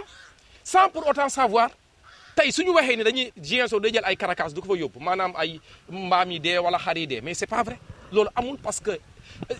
comment on appelle UCG bu yor tey la gestion des ordures bu fay yóbbu mais il ramasse pas ça donc aujourd'hui lu ñu war a def pour permettre à ce que tey dépotoir d'ordures boobu nekk dans les normes UCG mi ngi siy liggéey pour permettre ko maintenant la fa des nag mooy population bu ñu inclure nañ population bi aussi. non mais bien sûr Oumy parce que tey les rencontres yu am foofu waxtaan yi fa am. parce que ñun dem nañ fa jël nañu une partie de la population nee nañ ñu daanaka da ngeen fa ñëw rek yëgal leen waaye associé wu leen ci waxtaan wi est-ce que bi ngeen di jël décision bi ni mel boole ngeen ci askan wi toog ngeen waxtaan est-ce que loolu yëpp am na. xam nga ba nga waxee ne une partie de la population kon y a une autre partie yoo xam ne d'accord nañ ci mbir bi parce que ñoom moom carrière ba ña fa dëkk ña moom carrière ba kooku d'accord na. ka moom oui damay ñëw rek ka moom carrière ba d'accord na maanaam ñi dëkk à côté ñi fa njëkk mooy l'environnement immédiat d'accord nañ la commune bi nga xam ni moom maanaam moom fa la loolu bokk d'accord na mu am benn protocole boo xamee ne ni convention tripartite bu ñu war a signer bu commune bu Ziguinchor war a signer entre moom ak commune Niamone ak UCG ak avec la famille tey pour permettre à ce que tey lañ fay def mu am jeexital positif boo xam moom lay am ci les populations maintenant nag waxtaan comme noo ko waxee dafa war a continuer wàllu environnement waaw mais xam nga waxtaan bi mi ngi continuer tey xam nga tey gouverneur woote na waxtaan boo xam ne dajale na pratiquement l'ensemble des acteurs yu fa nekkoon yoo xam ne fekkee nañ ko waxtaan nañu wax nañ lan lañ fa bëgg a def ak nuñ ko bëgg a defee ak l'emploi yi mu war a créer ba permettre à des jeunes de Tobor war a mun a liggéey tey ci entreprise boobu te lépp loo xam ne lan lañ fay gérer pratiquement ñoo fa nekk ñoo fay te dañ leen di fay weer bu dee bu nekk donc tey am na ay évolution yu ñu fa def parce que tey nag Ziguinchor suñu tuurulee mbalit Tobor suñu biir kër yi dina doy waar de. Monsieur le maire gis nañu ni depuis un certain temps population de Ziguinchor ñu ci gën a bari bu ñu ko mënee wax noonu ñu ngi leen di dut baaraam fan ngeen toll ci wàllu infrastructure yi nga xamante ne da ngeen ko waxoon ci seen projet bi nga xamante ne moom mooy Burok. parce que di nga ma may d'abord ma dellu si ñaari affaire je pense que dinaa ci ñëw déjà daam li mu indi comme explication ci wàllu tooboor bi je pense que c'est assez clair gis naa le grand activiste mu koy xool donc peut-être qu'il n'avait pas ces informations là je ne dis pas merci dame parce que mën na changer à tout moment. Comment? Non, mais c'est un bilan, c'est mon bilan. Mais parce que quand je suis conseiller municipal également. Madame, tu n'as pas la non, parole. quand soo abordé d'autres, dama dafay fekk de. en fait ñëw na également ci wàllu budget yi mais je pense que dame finalement ki lay déglu day dem ba après du comprendre parce que tu as dit beaucoup de choses ci budget bi je pense que bi nga commencé début bi rek nga expliquer soo fa yemoon ku lay suivre war na mën a comprendre mais finalement personne ne te comprendra. non wax yoo comprendre loo parce que bëgguloo comprendre. personne ne te comprendra parce que man déjà comprendre naa ko kayit yi ngay jot moom lay jot. waaw kon comprendre li ma la bëgg a expliquer daam mooy soo toppee yow même siège bi duñ yegg ci 4 milliards mais dafay mel ni investissement bi budget bi day dem ba 5 milliards parce que soo bëggee jël ay année zéro avant wala ma jël année 1 an plus donc day compliqué je pense que ce qu'il faut faire mooy da ngay expliquer Ziguinchor waaye ne budget bi 5 milliards la 2 milliards yi ci investissement la yeneen 3 milliards ci investissement yeneen 2 milliards ci fonctionnement la léegi su ñu defee report même somme bi ne woon ci investissement day dellu ci investissement mu am lu yokk ci moom ñi appalaat investissement ñu changer chiffres yi même somme bi demoon ci investissement mais absolument noonu lay demee waaw xaaral donc léegi soo fa amee woon 3 milliards léegi da ngay yokk 3 milliards day yokk ndax 3 milliards yi day yokku waaw mais moom laa lay expliquer daam xam nga tey dama lay non je pose ta nga ne waaw la ñu jëlee fële suñ ko ñëwee day dellu lu war a dem ci investissement dafay dellu ci investissement mais absolument xam nga daam kañ ngay xam ne c'est la même somme qui revient xam nga kañ ngay xam ne c'est la même somme qui revient tey bu PACASEN génnee woon loxoom ci commune bi mu arrêté ko sa budget quel que soit report boo def du yegg 5 milliards tu es d'accord avec moi sur ça quand même mais c'est ce que j'ai dit très bien donc tu comprends c'est pour ça j'ai toujours dit que mon budget primitif vous mairie Ziguinchor c'est 3 milliards wala sama temps de parole la moom laa l'expliquer mais arrête de me poser des questions soo demee ba nga ne 4 milliards 500 mooy investissement donc soo ci tegee fonctionnement logiquement on doit aller à 6 milliards donc c'est pas ça peut-être li ma bëgg a wax tuuti ci wàllu infrastructure yi ngeen wax je pense que comme ni ma la ko waxee man je ne suis pas là pour faire plaisir au maire Djibril Sonko damay wax juste li ma gis ci nit ki ak yaakaar bi ma am ci moom ak li may toog ak moom di waxtaan Madia wax na ko toog nag moom mu waxtaan Dame je pense même chose conseillers yi ñuy toog ak moom di waxtaan xam nañ ne il a des ambitions pour Ziguinchor dans le plan Sénégal horizon 2050 on parle de ville futuriste en tenant compte des aspects de changement climatique ñuy bëgg am ay villes yi nga xamante ne à défaut d'être des villes écolo mu nekk des villes yi nga xamante ne ce ne sont pas des villes pollueurs je pense que allant dans ce sens di nga gis ne par exemple li demee ni ODP lu bëri gars yi dañ koy ŋàññi à Ziguinchor mooy l'occupation du domaine public maire teg ci loxom mais c'est aller dans ce sens là parce que bu fekkente ne dañuy bugg ay villes yi nga xamante ne xëy na dañ koy teg aux normes donc doo bàyyi nit ñi ñu teg cantine un peu n'importe comment je pense que moom déjà am na benn modèle de cantine yi mu bëgg soit mu nekk PVC wala mu nekk des cantines en forme de bois donc yooyu soo ko defee déjà décor ville bi day changer mais également li nga xamante ne moom mooy en terme voilà de gestion de l'environnement donc da nga ciy contribuer toujours dans ce cadre de la mise en place ou bien de la création d'une ville futuriste maire xam ngeen ne déjà ñu ngi ci jardin public yi Ziguinchor bi ñu gëjee gis fii jardin public je pense que ça fait déjà belle lurette actuellement am nañu au moins 5 yi nga xamante ne dinañ ko lancer pratiquement tout est fini je pense que aux dernières nouvelles gars yi devis confidentiel ak yooyu la ñuy xaar oui c'est des projets c'est des projets non yooyu c'est des je pense que ça on l'a dit on est revenu sur ce qu'on a dit une fois deux fois encore Dame suy wax par exemple ne Ousmane avait largement le temps ñi fi nekkoon dañu signer pense que il faut nga xam ni seen régime bi fenn rek lañu mënoon jàppee Ousmane Sonko gannaaw bi ñu lëññatee ci impôt et domaine xam ne kii mënuñ koo jàpp fenn c'était dans la gestion de la mairie et pour cette gestion là ñun on n'allait pas tendre la perche pour yéen ngeen ñëw ngeen jàpp ñu jël ñu dugal ñu kaso. C'est des projets qui étaient déjà lancés. Oui, mais c'est ce que je te dis. L'appel d'offres a été déjà fait. Il faut que tu m'écoutes. Bon, parce que aussi... Allez-y. Il faut nga muñ tuuti ma wax. Li ci mën a jàpp mooy président Ousmane Sonko da doon bàyyi xel ñamu doon jëflanteel parce que xam na ne amuñu woon feneen fu ñu ko da jàppee fu ñu ko mënoon jàppee rek mooy ci gestion mairie moo tax mu dënk ko ki nga xamante ne xëy na c'est un homme du sérail nit la ki nga xamante ne déjà mu ngi ci milieu bi c'est un inspecteur du trésor looloo taxoon mu dënk ko Djibril très bien mu doon def ay signature mais pour autant il faut pas penser que ne Djibi dafa amoon carte blanche rek lu ko neex lay signer lu ko neex lay def au nom du maire c'est pas ça combien de fois on a pris des papiers fii ñu yóbbu leen quand le président était au niveau de Dakar barricadé chez lui mu signer borom génnaat mu indi donc c'est pour dire que joxuñ ko woon carte blanche en fait doxaluloon mairie bi même si amoon na benn luñ ko dënk ci responsabilité ñu encadré ko. Dans le même sillage léegi su ma waxee par exemple jardin public yi bu demee di bu Correctas bu gouvernance ak pataugeoire bi ñu war a def au niveau du rond-point Kandé ak je pense que yooyu la mais soo compté dina dem ba au niveau ba 5 daanaka 5 yooyu sañoo def Ziguinchor parce que xam nañ ne ñi ñu fi jiitu lépp li nga xamante ne moom mooy suuf li ñuy jagleel suñuy lotissé li ñuy jagleel mosquée li ñuy jagleel jardin li ñu jagleel église li ñuy jagleel cimetière ñoom lépp la ñuy morcelé jaay looloo ñu yóbbee tey ñu am problème bii ñu am ak waa Niamone parce que ñun en réalité Ziguinchor deseetuñu suuf. lan moo tax la mairie ne communique pas avec la oui population pour ñu xam dinaa ci ñëw c'est important man bu doon man maa nekkoon maire ci wàllu Niamone bi dinaa génn ma wax mais xëy na man ni ma bëree wax daam bëree ko wax tout le monde le sait peut-être maire melul noonu et encore une fois c'est-à-dire dama koy wax gars yi souvent ma ne leen le président Ousmane Sonko quand il veut faire des projets day ñëw mu lancer 3 projets yëpp 5 yi yëpp mu def projection woo ñëpp won leen ne leen fii laa jëm mais peut-être que le maire Djibril moom bi mu ñëwee moom ci wàllu communication dafa jàpp ne damay teg jéego wala ma defar de gars yi mu ngi nii soo xoolee ci wàllu lamp yi noonu la nekk def ak ñoom xam nga ñu bari dañ jàpp ne ñoom bi ñu commencé critiquer ci la maire Djibril Sonko dem commander lamp yi ñu fàtte ne appel d'offre mais ça te prend énormément de temps. lamp yi ngeen jot ni 2000 nee nañu projet wu Abdoulaye Baldé. non du projet wu Abdoulaye Baldé ça n'a rien à voir ak lui non yii tout récemment lañu def lancé appel d'offres yi yëpp ñu def ko topp procédure yëpp ñu kii xëy na peut-être soo ne quand Ousmane voulait avoir une ville lumière Ziguinchor jëmmalu ko quand le maire Djibril Sonko bi mu ñëwee moom moo ko lancé moo lancé appel d'offres bi lancé lépp mu génn donc gars yi bi ñu doon wax dëkk bi dafa lëndëm déjà fekkoon na ñun ñu lancé mais procédure yi foog nga topp leen tey soo toppul procédure yi li ma ja wax tey mu ñëw mu taxaw mu ni leen lamp yi fan ak fan la jaar loo koy wax donc ci cadre jubal jubbanti bi foog nga am foo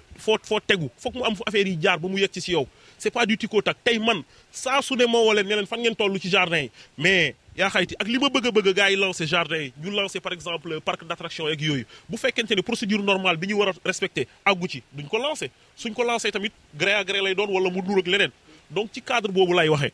léegi gannaaw bi nga defee loolu nga am Ziguinchor waaye am fu ñuy féexloo as tuut ci li ñu yor ci espace ñu féexlu si ndax li ñu mënoon am pour féexlu gars yi jël nañ ko jaay ñu morcelé bi amatuñu dara moo tax daam bi mu commencé mu ni mu am ay kiiwu politique yi ñu def ba ñu monté waa Jibeeloor ne leen su ngeen ñëwee Ziguinchor gars yi dañuy def naka sulul noonu c'est pour te dire que politique foo fekk politique rek nit ñi mënuñoo bokk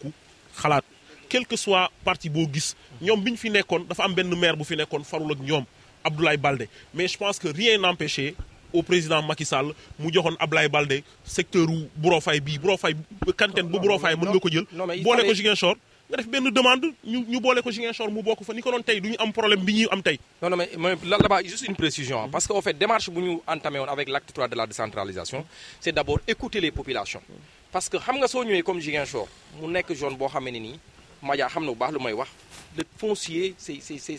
c'est très sensible état du foqati même su fekkee amoon na prérogative jël ko parce que domaine national mais malheureusement en Casamance doo ko mënta def looy mun def mooy da ngay jiital waxtaan négociation ba population bi d'accordal la fan lañ ko mën a defee malheureusement moo tax ngeen jël suuf Sénégal bi yëpp ngeen jaay ko balaa ngeen di dem donc on comprend léegi mais il faut récupérer ça léegi je vais conclure rapidement léegi soo jëlee loolu moo ñu yóbbee tey li ñu am problème pour sànni ay déchets kaaw tooboor bi ma ko déggee man personnellement bi ma nit ñi interpellé la plupart ñi nga xamante ne ñoom ñoo nekk ci yooyu xam naa leen quoi ñi nekk di activé wu dans ce domaine là di opposé wu bon man def naa li ma mën par exemple mettre leen en contact peut-être ak maire pour ñu mën a waxtaan ñi nga xamante ne xam naa leen ci ñoom ma jox leen numéro maire ñu waxtaan mais comme l'a dit Dame effectivement noonu la demee ñàkk déggoo la te tamit projet boobu soo ko fa doon lancé 5 fois wala 6 fois ñëpp mënuñ cee déggoo dina am toujours des récalcitrants mais encore une fois que c'est une famille et moi je pense que ba léegi waxtaan weesoogul ñi fa nekk ce qu'on leur demande ñoom ci seen bopp waa Tooboor ñu ngi Ziguinchor fii am pagaay fii Ziguinchor kenn dëkku fi waa Tooboor a ngi fi waa feneen ak feneen waa Ñaamoon ñëpp a ngi fi donc nañu toogaat waxtaan ñu xool comme ni ñu waxtaanee woon bii gouverneur ñëwee comme puisque c'est une famille moo bëgg a joxe foofu ñoom ils sont disposés à ce que ñu changer ko yóbbu ko feneen mais balaa ñuy del loolu amoon na ay matukaay ñu jël waa service d'hygiène ñëw nañu waa Eaux et Forêts ñëw nañu waa Sonazed ñëw nañu tous ces gens là duñ leen yóbbul li nga xamante ne daf leen di lor wala mu leen di gaañ donc ñu déggoo ci loolu ñu bàyyi en attendant Ziguinchor di sànni fi ñu lancé benn appel gouvernement bi di leen di wax ne Ziguinchor tuuti na Ziguinchor étouffé wu na ñaa gis wër nañu am luñ ñu jagleel ci suuf suñu mënee jox ba Burofay sinon au delà dina arranger trop li nga xamante ne moom mooy commune bi mu gën a épanouir. Madia, ñu ñëw sur les défis que la mairie de Ziguinchor doit surmonter pour s'aligner avec la vision du plan Sénégal Horizon 2050 boo doon ñëw wax ci défi yi ban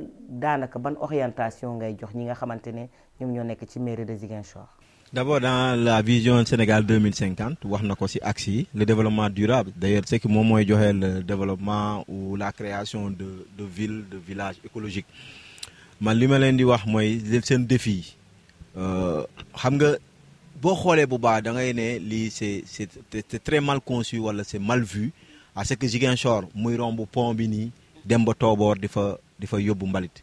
ñun bu affaire bi amee mais ñu ngi fii ak image yi kii dem nañu waxtaan ak population yi yu nekk bu Tumool dem ba ci site bi xool c'est-à-dire ñoom population yi dafa am ay griefs yu ñu soulever te dama gëm ni yooyu noonu war nañ ko jël en considération ñu jéem a xool mooy maanaam nu mu proximité am ak école bi ak village bi nekk ak quartier bi nekk ci ginnaaw boobu amul courant te dëgg naa ni gouverneur mu ngi ci activé wu pour foofu noonu mu am courant mais xam nga mbalit mooy li nga xamante ne comme ni ko daam waxee tout à l'heure boo koy sandi di sandi fenn bu yàggee moom ci boppam day produire propre énergie am c'est-à-dire kenn du ko taal moom mooy tàkkal boppam te bu tàkkalee boppam pour fay ko day métti donc tey jii dañu war a am une véritable éducation environnementale gis nga Ziguinchor la ñuy wax mais Ziguinchor ñun dañu am problème de triage des ordures du question problème ordure la ñu am boo xoolee bu baax li ñuy gën a yóbbu ay xobu mango ci lay bokk ay xob ci lay bokk te xob yooyu noonu boo ko gisee tey compost la bio la c'est du bio mun nañ ko def pour waaw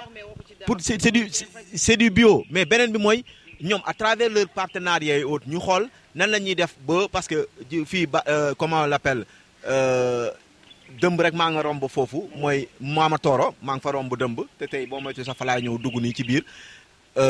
décharge boobu noonu dañ doon wax dañ fa war a def mooy usine de traitement xaw ma de gestion des ordures mais loolu la ñuy xaar ñu def ko comme Ziguinchor dafa tuuti mais foofu bu ñu fa amee unité de traitement buy kii déchets yi bu koy recycler bu koy kii parce que il faut dire que l'ordure doit être transformée en ordure parce que tey jii quoi que loon foofu la ñu war a dem ba mu créer même ay emploi foofu la ñuy xaaree parce que tamit ngay jël sa mbalit di ko dem tuuree fële day mel ni nga bale fii dem tuuree mais tey jii mun na nekk comparaison n'est pas raison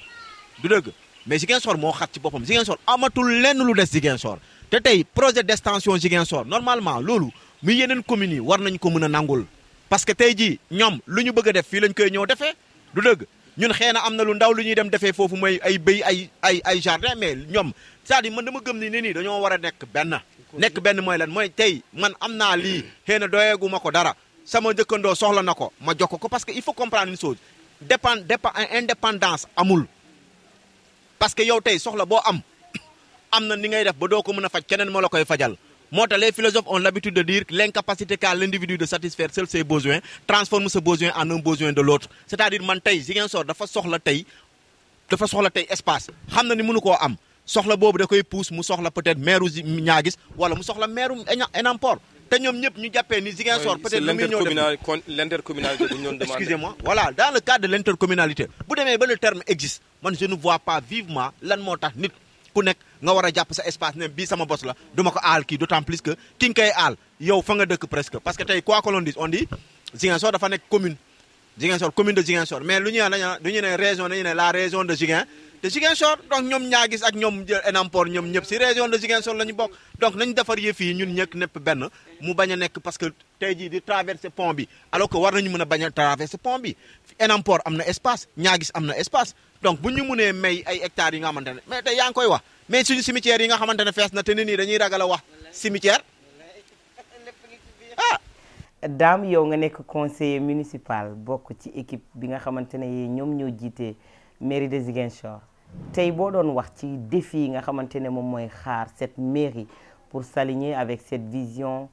Sénégal Horizon 2050 lan nga ciy wax pour rek mën a jébbale kaddu maire bi nga xamante ne moom mooy Djibril Sonko. waaw défi je pense comme d'abord la question des ordures wax nga ko je pense que les infrastructures aujourd'hui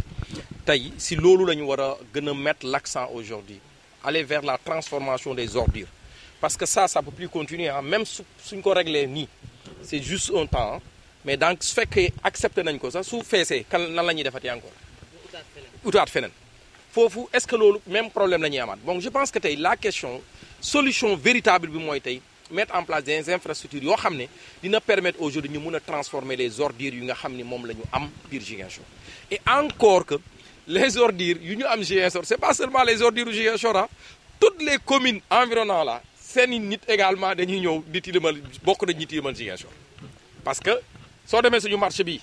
ña fay ñëw jaay pratiquement lu gën a bëri si biti lañ jógee également ñoo jaay suñu ñëw mbalit la ñuy andi suñu dañ ko fay bàyyi ñibbi également ñun tam dañu am problème pour def ko je pense que tey si innovation yi nga xam ni mairie bi war na ko mën a def loolu war na si bokk en premier lieu tey les bouts de vidange waxuñu ko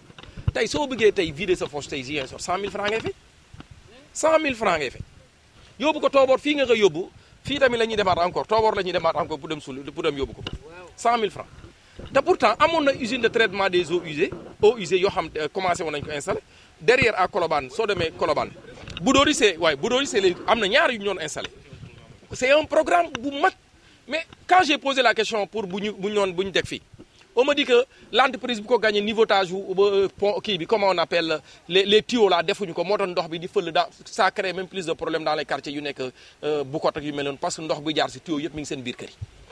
tey on ne peut plus continuer ça mais baadoolo bu am problème tey pour jënd saako ceeb nga war a fay 100 000 francs pour vider sa fosse c'est ce qui fait que en général su taw amee nga gis gars yi ubbi seen fosse yi muy circuler si biir kër yi alors que ñun auparavant on ne connaissait pas ça Dakar lañu daan xam si yu mel noonu mais c'est parce que les Ziguinchorois sont confrontés à des problèmes pour tey lu seen quotidien bi lu ndaw lu ñu war a gérer tey commune bi war na travailler à ce que tey qu'on puisse arriver vers à am benn usine de traitement des eaux usées ndox boobu ñu mun ko utiliser pour defar ay jardin ak dem nañ bañ koy naanaat sax di ko utiliser ba ñu mën a utiliser ndox boobu di ko naan si loolu la ñu war a dafa war a gaaw beneen aspect bi mooy lancé nañ fi Brok lancé nañ ko fi lancement bu rëy yaakaar naa lañ fa wax rafet na rafetaay boo xam ne xëy na su fekkoon mettre nañ ko en exécution si ñetti at yi xëy na Ziguinchor toll si beneen niveau si perspective yi si loolu laa leen di demander ñu accélérer la cadence tey xaalis am na tey yàlla dafa dogal tey état local comme état central Ziguinchor moo ko yor du dëgg mais na feeñ si waa Ziguinchor non mais état central comme état local Ziguinchor doomu Ziguinchor yi ñoo ko yor l'homme le plus puissant au Sénégal présentement bon même je ne parle par respect au président de la République c'est le premier ministre il est d'où il est de la commune de c'était l'ancien maire de la commune de Ziguinchor moom xam na lan mooy problème mu commune yi kon nag xam nga lan la nañu baral jéego yi pour Ziguinchor waaye gis seen bopp fu may terminer mooy wax waa Pastef c'est eux qui ont gagné nañu c'est-à-dire lu ñuy reprocher les autres là faut pas que vraiment qu'on nous ramène dans ça tey xam nga lu ñu soxla on a besoin de concret xeex bu métti bu ñu nekkee nañ ko arrêté lu ñu soxla mooy ñun dañu soxla résultat ñoom lañ fi fal ñoom ñoo fi nekk foofu nañu xaar ba élection jot ku bëgg a dem nekkaat candidat nga dem candidat mais vraiment non mais c'est la réalité yow doo boo ko Pastef yow bokkuloo Pastef. Monsieur le maire yow it mën nga ñëw rek sur les défis que cette mairie doit surmonter pour s'aligner avec cette vision bi nga xamante ne moom mooy Sénégal 2050 yow nga nekk nag adjoint au maire chargé des sports et de la jeunesse mieux placé pour parler sur les défis qui attendent cette mairie mën nga ñu ci wax rek loo ci xalaat. li nga wax loolu la sànq en fait quand tu as parlé de collecte d'ordures ak fi nga xamante ne mooy usine de traitement bi c'est pas parce que dama ko fàtte mais en fait ça me ramène à dire li ma waxoon. Concrètement on n'a pas de terre ñun amuñu fa ñu mën a defee loolu xam nga loolu tey soo koy def da ngay def benn étude d'impact environnemental mu wóor la ne lii su ma ko defee fii en fait du yàq parce que loolu soo koy def ça entre dans le cadre du développement durable et le développement durable par essence mooy vivre et se développer sans compromettre le développement des générations futures projet booy def rek si c'est compromettant pour ces générations à venir ce n'est plus dans le développement durable donc loolu pour ñu def ko encore une fois day laaj ñu am benn espace bu ñu koy defee usine Mama Toro bi Madia évoqué na ko sànq mais fi nga xamante ne déjà yow permettre luñ la nga sànni foofu mbalit xam nga foofu duñ la fa may nga fay def usine ba fay traité donc c'est un peu ça le problème donc Ziguinchor ak lu waaye mën a wax il va falloir que ñu octroyer ñu lenn ci suuf ñu moomal ko suñu bopp ñu def lotissement bi nga xamante ne du mel ni liñ fi doon def lotissement dagg jël cimetière yi dagg jël jàkk yi dagg def lotissement loo bis loo triste xaw ma naka terre quatraire parce que yooyu yëpp c'est bon daam loolu yëpp day yàq te day tax également li ñu soxla ci suuf mën a def en termes d'investissement mu nekk problème mais tey toujours pour porter li nga xamante ne mooy développement des pôles boobu nee naa la ñun ñu ngi ci pôle bi nga xamante ne pôle Casamance bi agriculture la ñu wax mais agriculture boobu soo koy def comme tu le dis bien sûr l'autre a parlé de compost transformation ak yooyu da ngay soxla yi nga xamante ne moom mooy de l'engrais de préférence que ce soit bio ñun ñu nekk dans une zone bi nga xamante ne arboriculture daf fi am doole mais toutes ces feuilles là soo leen bëggee jël nga transformer leen dafay laaj nga am capital humain bu baax te capital boobu pour nga am ko dafa laaj également nga am ay école tey même bu fekkente ne état bëggoon na tabaxal Ziguinchor wala mu bëgg a tabax ay infrastructure ñun suñu commune par exemple ñu bëgg a jël engagement aller dans ce sens là day laaj ñu am suuf encore que du suñu vocation ñun du suñu vocation du mettre en place des écoles supérieures nee naa la tey ñun tout tànk yi ñuy formé jàpp nañu ne au moment bi ñuy yegg vers 2050 ci phase accélération bi gannaaw bi ñu jógee ci phase redressement ñu jógee peut-être ci beneen phase ak beneen phase suñu ñëwee ci phase accélération bi ce sont ces petits là ñoom ñooy porter projet boobu donc ñooñu fi nga war a accélérer sori na non mais absolument loolu mooy vision on a parlé de vision pour le moment plan quinquennal bi ñaata lañ ciy dugal on y met pratiquement 18 500 milliards pour les 500 pour le plan Sénégal Horizon 2050. Non mais absolument. Accélérer 2050 moom. Non je ne te parle pas de quand je te parle d'accélération c'est-à-dire loo gis da ngay dem step by step ñun du ñu jóg rek ne béréb dañuy toll ci développement mais le plan c'est en 2050 sooy def sa vision foofu ngay toll. non accélération mais ñu ngi ci redressement. pour ñi nga xamante ne da nga ñëw nga fekk finance état yi naka sudul noonu la ñëpp ñu ngi ciy wax donc je pense que la moindre des choses mooy nga redresser donc les objectifs nous on en est conscient li mu wax également ci projet yi ñu teg dans le cadre du BROC par exemple jardin public yi ma ko wax ci la nekk le fameux stade bi Touba ne buñ ko laal parce que ku ko laal day dee ma ni ko bii moom xam naa ñun suñu bakkan ci lay des mais dinañ ko defar je pense que on est parti on a vu gis nañu ce qui se fait de mieux ailleurs en termes d'infrastructures sportives ak yooyu et je pense que ça également pour bientôt scoop la dama koy wax ne pour ce qui est du stade Déba pratiquement defe naa maire wax na ko la dernière fois début confinancier rek moo ci des ñu lancé pratiquement rien que pour la pelouse on a tablé sur 600 millions de francs CFA pour une commune comme Ziguinchor attention damay wax gars yi ne le dernier qui a refait le stade là c'est le président Abdou Diouf ce n'est même pas Abdoulaye Wade et c'est le président aucun maire n'a pensé peut-être un jour à refaire le stade Jules-François Bocandé ñun si on prend l'engagement de le faire on sait que on est dans une ville sportive on est également dans une ville bi nga xamante ne xale yi dañu bëgg sport et les jeunes également bëgg nañ ko am mais on leur dit que dañ leen bëgg a tegal quelque chose de durable de bien bi nga xamante ne seen xaalis duñ ko sànni par la fenêtre et pour ce faire on est parti voir ce qui se fait de mieux ailleurs le projet sera lancé et Inch'Allah ils le verront. Mais il faut parler également de notre plateau sportif de Colobane également. Ça il faut nga waxoon ne Oumy moo xam parce que le maire est de Colobane quoi. waaw en tout cas kontaan naa bu baax. ndax lii dañ koy namm en tant que jeune en tant que fils natif de cette région de la Casamance naturelle ñu toog fii tey waxtaane li nga xamante ne moom mooy suñu région ma bàyyi ci rek ku ci nekk mu joxe message bi nga xamante ne bëgg na ko lancer à nos autorités bëgg na ko lancer aussi à la population ziguinchoroise bëgg na ko lancer aussi à cette jeunesse bi nga xamante ne tey ñoom ñoo xeex ba yëf yi yegg si fii ñoom ñoo xeex ba fal ñi nga xamante ne ñoom ñoo toog daanaka di diriger le Sénégal actuel waaye ñoom ñoo xeex ñoom ñoo fal ñi nga xamante ne ñoom ñooy diriger l'actuelle mairie de Ziguinchor ku ci nekk rek nga joxe sa message. waaw di la remercier bu baax Oumy parce que li nga wax noonu la genre plateau yu mel ni dafay am solo parce que ñun ñi fi nekk yëpp ay jeunes Ziguinchor lañu te comme ni ma koy faral di waxee rek mën nañu bokk parti politique mais lenn rek moo ñu animé mooy comment faire pour Ziguinchor jëm kanam du dëgg donc loolu moo tax suñu fi waxtaanoon bañ a bokk gis-gis suñu génnee soo ñu gisee doo xam ni ñii bokkuñu gis-gis parce que lenn rek moo ñu animé Ziguinchor jëm kanam kon encore une fois di la remercier di la encourager pour les efforts yi nga nekk def vraiment pour rendre visible la commune de Ziguinchor rendre visible la Casamance de telle sorte que aujourd'hui gis nañu fu ñu laal Casamance rek nga jóg c'est parce que da nga waneen tey fii nga bokk te ñun ñëpp suñu ànd manko si doon yaakaar naa ne dinañ jógee si benn étape demaat si beneen étape loolu laay terminer vraiment di remercier également ñi nga xam ne ñoom ñoo fi nekk say techniciens ak techniciennes parce que ay góor ak ay jigéen ñoo fi nekk te liggéey di am liggéey bu am solo boo xam ne ñi ngi koy def vraiment di leen remercier di leen encourager di souhaiter en même temps bonne fête de l'indépendance à tout le peuple sénégalais surtout à la jeunesse parce que damay faral di wax ni fête de l'indépendance Sénégal lañu yaakaar ni fête de l'armée la mais c'est pas une fête pour l'armée c'est une fête pour la jeunesse parce que la jeunesse moo porté woon pancarte yi pour réclamer l'indépendance du Sénégal donc ñi ngi souhaiter vraiment à toute la jeunesse sénégalaise une excellente fête de l'indépendance di leen wax ni déwénati. Parce que comme ni ma la ko waxee man ça fait déjà belle lurette que mes deux frères là partagé wuñu plateau même bu fekkente ne dañuy faral di dem ay plateau mais je pense que ça fait un temps quand même nga boole ñu fi c'est toujours un plaisir peut-être Madia yenn saa yi dañuy gëj a gisee mais daam pratiquement on s'entend tout le temps suñu toogee déggante wuñu dañuy waxtaan di waxtaane Ziguinchor et autres donc c'est un frère c'est un ami c'est un ami donte ne bokkuñu parti ak yooyu di la ñaanal yow également sa bébé bi nga yor yàlla def ko mu màgg ba mu kawe sa njort et on sait que da ngay œuvrer ci wàllu développement keroog rek maa ngi gis ngay bind ci wàllu Ziguinchor ak yooyu mais ma ne mais la dame là elle s'attaque à nous là mais je pense que c'est de bonne guerre hein. Soo xoolee également Madia li mu wax ay sorties mag yooyu donc on prend ça en compte parce que en fait ki lay critiquer moom moo bëgg nga liggéey je pense que ci lañ nekk nous également on n'aura pas le comportement d'un opposant d'un éternel opposant parfois quand même il faut se mettre dans la peau de quelqu'un qui est au pouvoir même si moi je ne suis pas au pouvoir ñu fexe quand même déglu nit ñi li ñu bëgg également ñu jëfe ko di wax Madia je pense que le maire Djibril Sonko je pense que tu l'as dit il n'est pas prétentieux ça je peux te rassurer peut-être par moment day ñàkk jot mais aussi xam nga nit su amee vision di nga déglu nit ñi mais parfois aussi da ngay doxal selon yow li nga sentir da ngay déglu nit ñi mais au moment de prendre la décision je pense que yow rek yaay wéet nga def ko di ko ñaanal lépp li nga xamante ne sumb na ko pour commune bi mu antu ñun yëpp yàlla jàppale ñu ci suñu projet donc loolu laa amoon ci kàddu. En tout cas merci beaucoup Oumou madame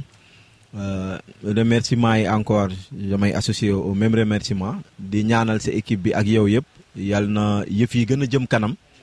ba Oumou Thiaré TV nekk fépp ci Sénégal pourquoi pas dans le monde parce que c'est des défis la vie sans défi moom amul njëriñ donc ma ciy profité encore di gërëm ñi nga xamante ne moom mooy Dambé yi ak sama frère Aliou Sakho di leen ne c'est ça en fait la jeunesse man gis naa ni débat bi moom wax dëgg yàlla ku nekk wax na li nga xamante ne moom loolu mooy le charme ñun yàgg nañoo nekk ci ay débat ñun mais doo dëgg écart de langage doo dëgg benn ay insanité doo dëgg ay insolence vraiment loolu moom dama koy saluer te di leen wax ni tamit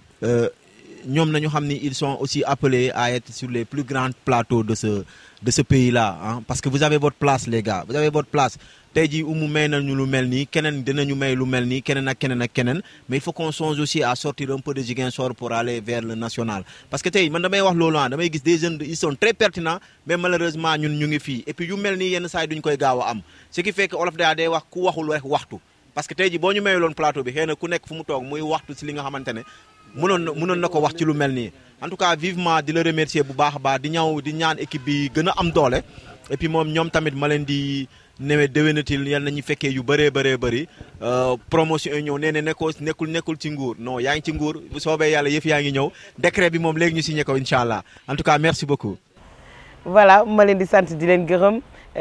lii moo nekkoon suñu émission may remercier sama équipe technique di remercier le grand technicien Jean Badji son adjoint Babacar sama sëriñ ak la technicienne d'aujourd'hui Aminata Diatta sama journaliste bi. may remercier sama frère yi nga xamante ne accepté nañu def émission bi ak ñun di ñaanal les sénégalais fépp fu ñu nekk ci kaw suuf yàlla defal ñu jàmm yàlla sàmmal ñu sunu réew mi teg ko loxo waaye yàlla sàmmal ñu njiit yi nga xamante ne ñoom ñoo yore réew mi yàlla teg leen loxo ba bépp projet boo xamante ne bëgg nañ ko réaliser pour ce Sénégal yàlla def ko muy réalité